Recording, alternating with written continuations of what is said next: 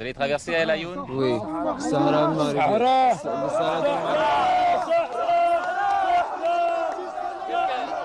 Qu'est-ce que ça signifie? Qu'est-ce que ça signifie le Sahara pour vous? C'est notre terre et notre pays. Nous traversons non pas l'Ayoun seulement, mais toutes les villes et tous les villages occupés par les Espagnols. On veut notre terre, on veut toujours notre terre. On veut notre terre jusqu'à la mort.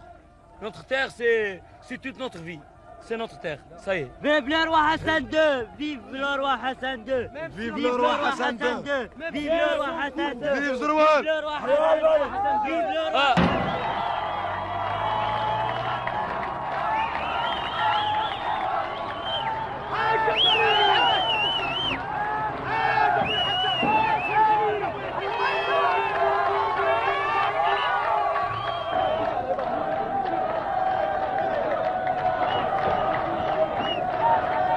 À Marrakech, depuis 15 jours, chaque départ de convoi donne lieu à des scènes de ce genre et il en part plusieurs chaque jour.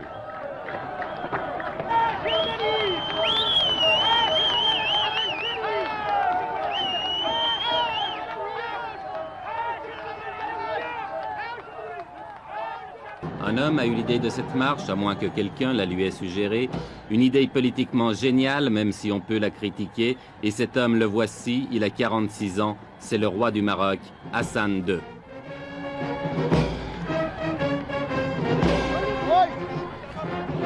Avant le désert, un camp de transit a été installé à Agadir qui peut accueillir 30 000 personnes.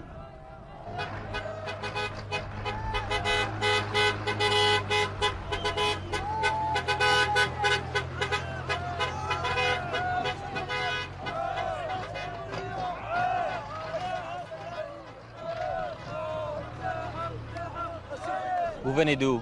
De la province de Taza. C'est à combien de kilomètres d'ici? D'ici à peu près dans les 700 km. 700 à 800. Il y a combien de personnes qui sont venues de cette province? 10 000 personnes. 10 000. 10 000 personnes. Et maintenant, vous allez partir où? On va y aller, Inch'Allah, au Sahara. Au Sahara? Au Sahara. Jusqu'à Terfaya? On dépasse, Inch'Allah, le Terfaya. Vous allez passer la frontière aussi? Après le discours de Sa Majesté, on va, Inch'Allah, jusqu'à la capitale, l'Ayoun.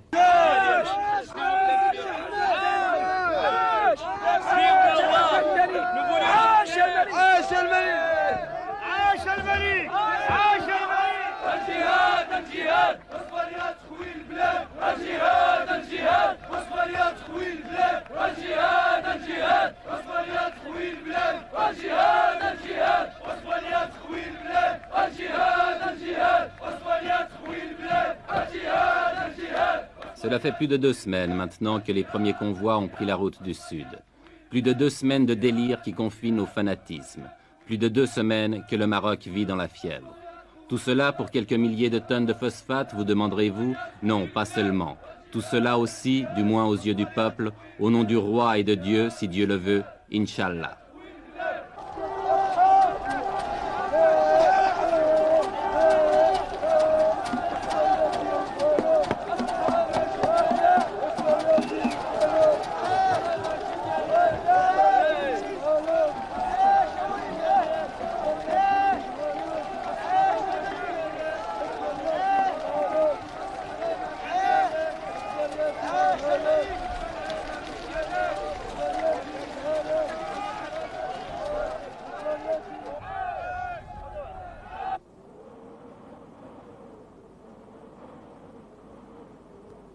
« 350 000 personnes lancées dans le désert, affrontant les vents de sable, reconnaissons que cela ne s'était jamais vu.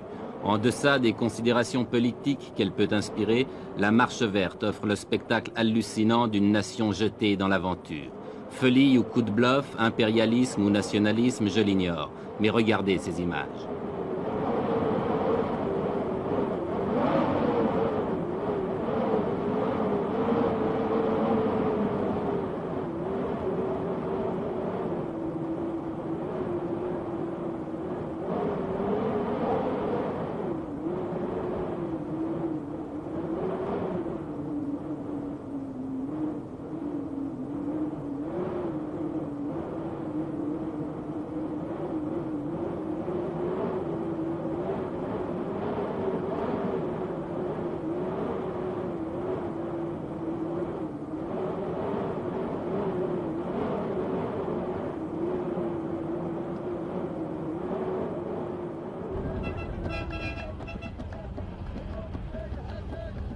350 000 personnes dans le désert, cela signifie 10 000. Oui, vous avez bien compris, 10 000 camions. En une journée, ce sont 5 convois comme celui-ci que nous avons rencontré sur la route. Par mesure de sécurité et pour éviter un trop grand désordre, tous les arrêts s'effectuent en dehors des localités.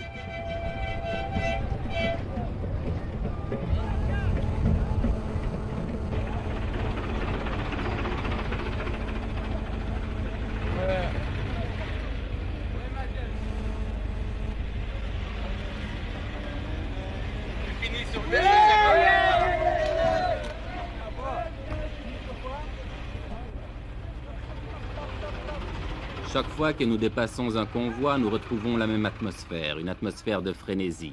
Et chaque fois aussi que nous interrogeons les gens, ils nous font les mêmes réponses. Écoutez.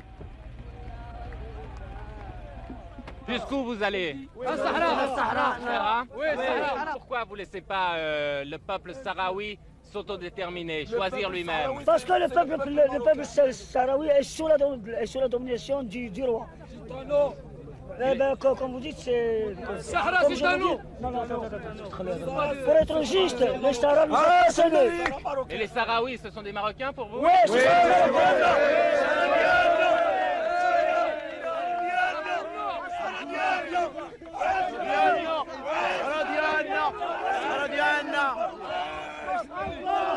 c'est le roi Hassan II.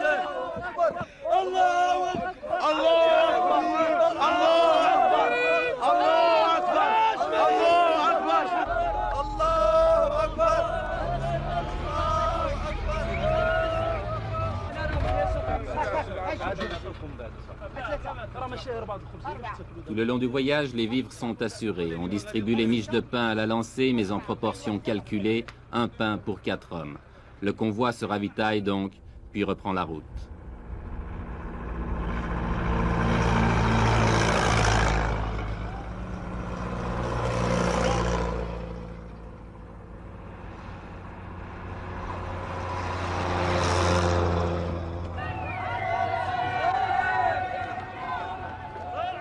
Oui, tout le Maroc vit à l'heure de la marche verte. Oui, c'est devenu une épopée.